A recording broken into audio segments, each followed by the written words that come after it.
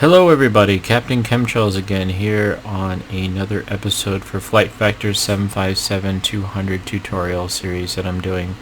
My name is Captain Chemtrails and I am a real-world 757-767 pilot. I have also flown the 737 as well, but I have been asked to do some videos on the 757 as it may be a little daunting for some to pick up initially. But here we are again at Ontario Airport, picking up right where we left off. Gate 208, gonna start up and push back on our flight over to Salt Lake City. I've already connected Better Pushback and he's pretty much ready to go. Let's get in the cockpit and let's finish up our stuff before we push back. Okay, I have just started the APU and we last left off. We have not put in some air in the back, so if we haven't got any complaints already, let's go ahead and get that air going. So we'll turn on the APU bleed, get some packs on, and that'll get some airflow in the back. What I like to do is do the AT&T method, flight deck on A, T on the back, the T in the auto or the aft as well. And kind of start off that as a baseline, obviously depending on what the cabin temperatures are. Now sometimes these sensors are a little off, and your best indicator if it's hot or too cold is the flight attendants when they call up to the front to complain. But anyways, so let's get that. We got that going. Let's get the APU gen on. Let's disconnect external power and get ready to push out of here. You do not want to disconnect the GPU, this right here, until you depress this button, or else your power shuts off. It's kind of an old school method. I know the 737 will auto-gen switch over, or so you have those blue latches that you turn on, but this button right here sometimes gets often confused. When the on light is not illuminated, that means you are no longer on external power. When it is illuminated, you are on external power, and so if you were to disconnect the external power, it doesn't transfer automatically. Anyways, pushback is ready to go. Let's close that front door as well. Normally this is done by the flight attendants as well. Let's get rid of that GPU. I'll double check that again. And there we got that. Now, before we get ready to push back, we like to do a flow which ties into the pushback checklist. And the way I remember this flow is a mnemonic: pumps, doors, transponder. So, let's talk about that. When I'm referring to the pumps, I'm talking about first the electric hydraulic pumps, as we already have the engine pumps. Switches are on position, but the engines are not running, so the hydraulic pumps are not providing any pressure because the engines aren't on. But we turn on the electric hydraulic pumps, and that'll get some pressure to the hydraulic systems. Then we turn on our fuel pumps, and that'll get our fuel pumps pressurizing the fuel lines. I do not turn on the center pumps even if I had center fuel, because it is a hydrological element. It is not needed for the startup. We usually turn it on, or it's required to turn on after the final engine has been started, if you're starting whichever engine you're starting first, and we'll talk about that here in a minute. Alright, so like I said in my mnemonic, pumps. The next thing is the doors. We're checking up here. Any doors illuminated: cargo doors, entry doors, emergency doors, and the cockpit door. Make sure that's secured. And then the final thing is the transponder, as most airports today use a ground surveillance radar system. So we put that to altitude on, so that way they can track us on the ground. Okay, so do we follow that up with the checklist? And obviously checklists differentiate from company to company, but my checklist that I use is doors are closed, hydraulic panel is set, fuel panel is set, flight deck door is closed and locked, transponder is on alt on, which it is. Pushback checklist is complete.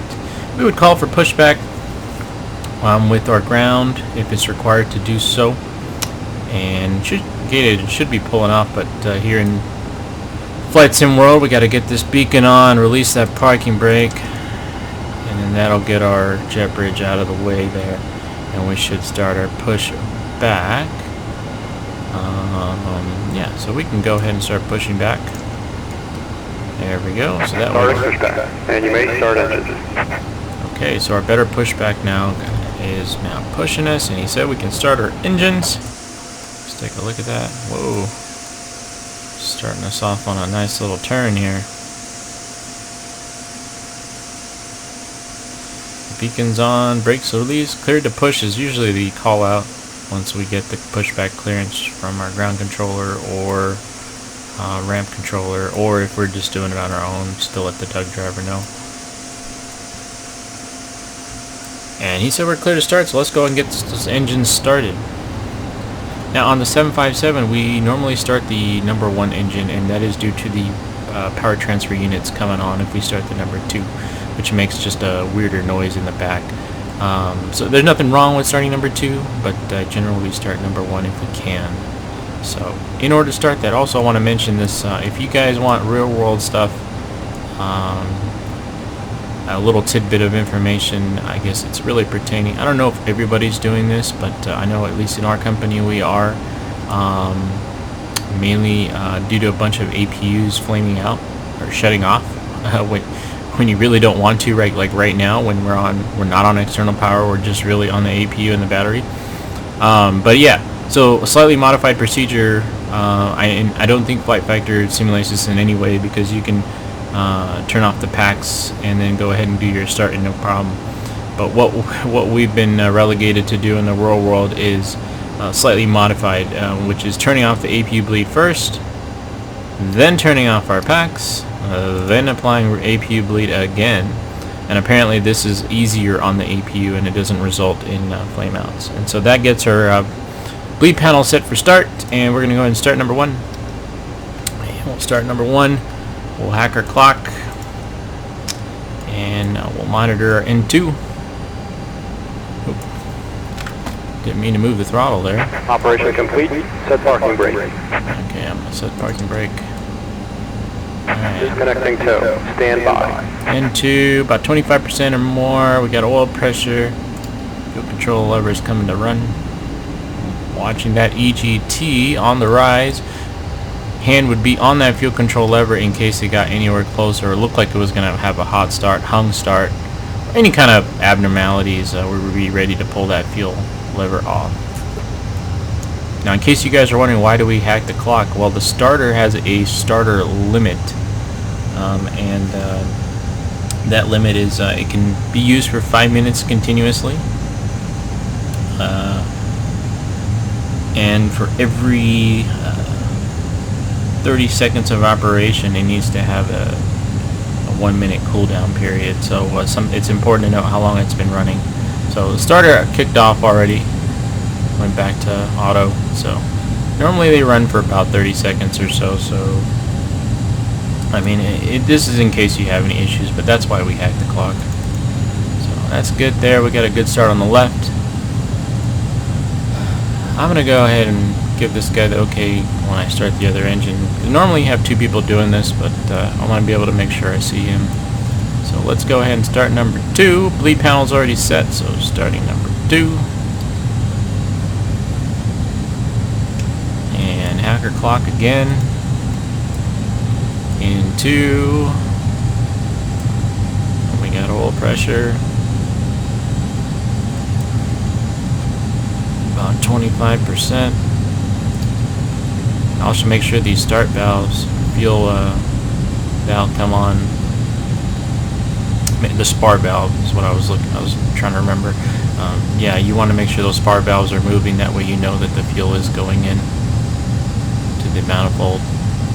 If you don't see that, you might want to shut it off and investigate why that valve. Sometimes they can get stuck, so it's very important to check this out when you move that fuel control lever to run. Again, okay, the gen switched. Starter should be cut off. It is. And we have a good startup on number 2. And I start another hack to make sure our engines are warmed up before takeoff. It's generally about a 2-minute warm-up. Now that can defer different off specs. Alright, I'm going to give him a disconnect. See if he can get out of here. and we'll proceed into the after start. Another thing I noticed with flight factor, when I turn off this APU, the duct pressure drops to 0. That does not happen from my experience, because the APU actually stays on for a little bit before shutting down, and you can actually turn it. If you turn it back to on, it'll cancel the shutdown countdown. But let's turn it off, and there it goes dropping down like it shouldn't do.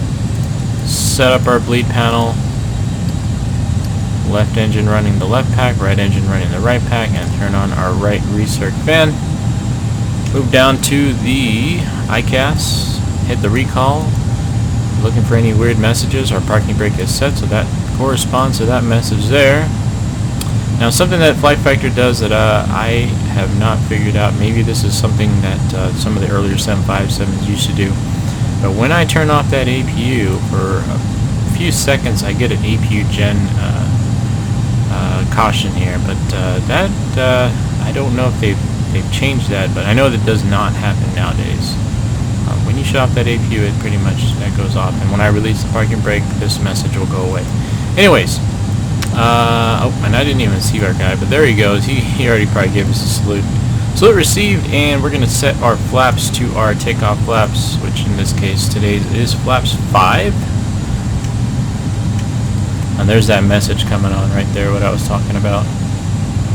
It'll go away on its own, but just know on this Flight Factor, it's just normal. I haven't figured out anything, and since it goes away, I haven't really looked into trying to remedy that.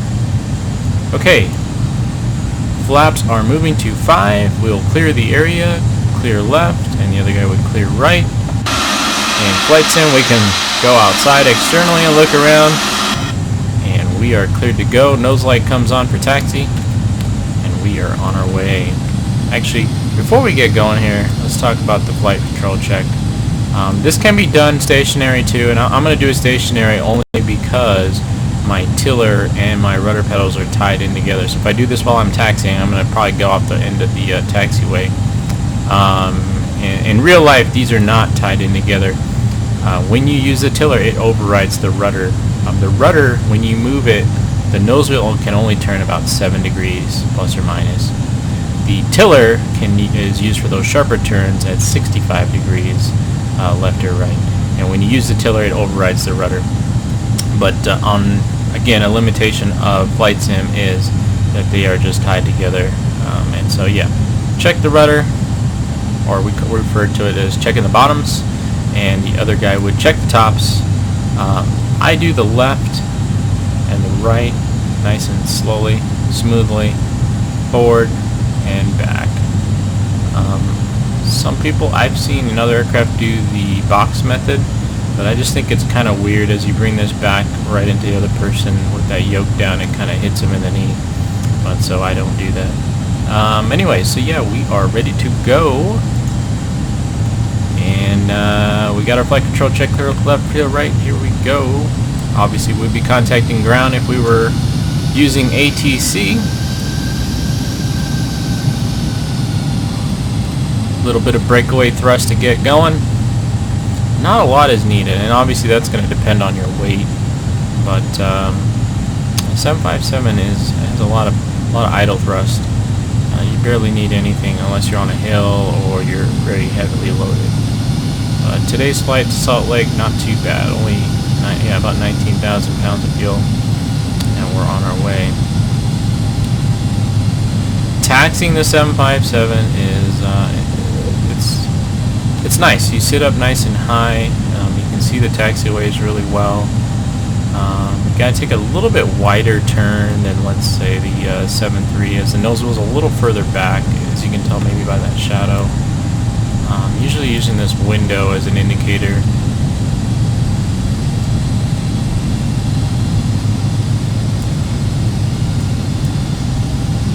Alright, as we are taxiing on a nice straight here, we are going to knock out that taxi checklist. Now the taxi checklist, at least for my purposes, first thing we're going to check is the flaps, and we're looking for 3 indications. First, our box shows 5 degrees. Second, our indicator is 5 degrees, and then third, our lever is 5 degrees. Now it's easier on the right side, but you can see right there it's at 5 degrees. So it's 5, 5, and 5. Takeoff speeds, we are looking for 140, 143, 145. And we want to have that set up there in the window as well. Thrust, we are D rate of 45. And that automatically comes up there as well. And trim, I don't think I set the trim. Trim, 3.3. 3.3 and 0 on the rudder trim, 0 on the aileron. And the way we know the aileron's at 0 is there's an indentation, and it's not modeled on this, but up here there's a nice little ridge that should correspond with the 0, and it should be calibrated to the captain's side, but not modeled well on this aircraft. So, taxi checklist: flaps 5, 5, and 5. Takeoff speeds 140, 143, 145. Thrust D rate of 45. Trim 3.3, 0, and 0. And flight controls are checked. And taxi checklist is complete. So the next thing we would do is our takeoff briefing. So a couple little things on this departure to talk about. Now I put an arbitrary number of 14,000. I'm going to pull this up here. First thing is we have a hold down at Pomona at 8,000. We may not hit it, but that's something to be aware of. And that's only going to come into play if we come out of VNAV for whatever reason. But if we stay in VNAV, the flight director should level us off at 8,000 if we are close to hitting that at Pomona. But that's that. The other thing on this departure is this little note up here. Speed, maintain at or below 250 unless otherwise directed by ATC. So they basically want us to maintain 250, which in the United States, above 10,000 feet, we usually start our acceleration past 250. But this departure specifically says to maintain 250 until otherwise told. So the way to do that in the climb page, which I've already done. Hey, look, somebody's landing. CRJ there. We set the climb page to 250, and basically I just literally dropped 250 in here. Now to get out of it, just hit econ, and then it changes it back to your econ. But for our purposes, we're going to put 250. Now, if for some reason it puts the Mach in too, but normally when you just put in a speed, it'll just put the speed in, and when you go to econ, it'll put the Mach back in, but not a big deal. So that's also done. Alright, so we are knocking out this briefing here. We are going to be on the route page. Sunshine for departure off of 26 right. We are going up to 14,000. LNAV, VNAV is engaged. We got that 250 knot speed restriction and the 8,000 feet hold down right there. Also, the other thing to note, we have numbers for the for 26 right, but for full length. There is a intersection before the end of the runway, and even though it's not that much of a difference, like intersection Victor here, if you don't have the data for Victor, you should not be taking off on Victor in real life. You would use the full length. Generally speaking, when you get numbers, you'll try to get like a intersection as well, because if you do get numbers for the intersection, you are good for the full length, because now you just got more runway than what you were prescribed. So that's a good thing. So I hope you guys understood that. But anyway, so we are coming up to the end of the runway. We got all our checks. We're going to talk to the back, let the flight attendants tell them to stay seated for departure, and then we're going to knock out our before takeoff checklist. So usually make a PA to the back, flight attendants be seated for departure, or number 1, or different places say different things, and sometimes it's just kind of up to adding a little bit of customer service in there as well. And our before takeoff checklist is going to be runway position. So we got 26 right there on the sign, 26 right in the box. Normally it says 26 right here on the takeoff speeds here, but we know it's 26 right because I got it in the route page right there. 26 right, inside, outside, full length is verified. Flaps, again, we're checking again. This time we're only checking the indication and the numbers, so 5 and 5. Navigation briefing, which is our departure briefing, which is It is complete. Transponder is going to go to TAR8. Usually at this point the flight attendants will be calling and they will say you're ready to go, and so flight attendants are notified, knowledge, and the packs are on auto in case we had to turn it off, or we have to. Sometimes we might have to do a packs off takeoff if we need maximum bleed air or maximum thrust. We have to sacrifice a little bit of bleed air for that. But anyway, so we are ready to go. We pretty much are where that last video was, but I hope you guys enjoyed it. If you guys want to see more, I might do some, maybe the arrival and the landing into Salt Lake. But I hope you guys enjoyed.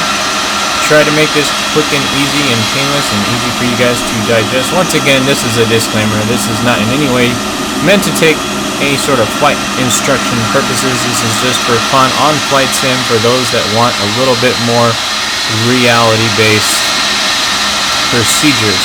Now again, I hope you enjoyed it, and I hope you guys would like to see more. So appreciate you watching. Talk to everybody later. Thanks a lot.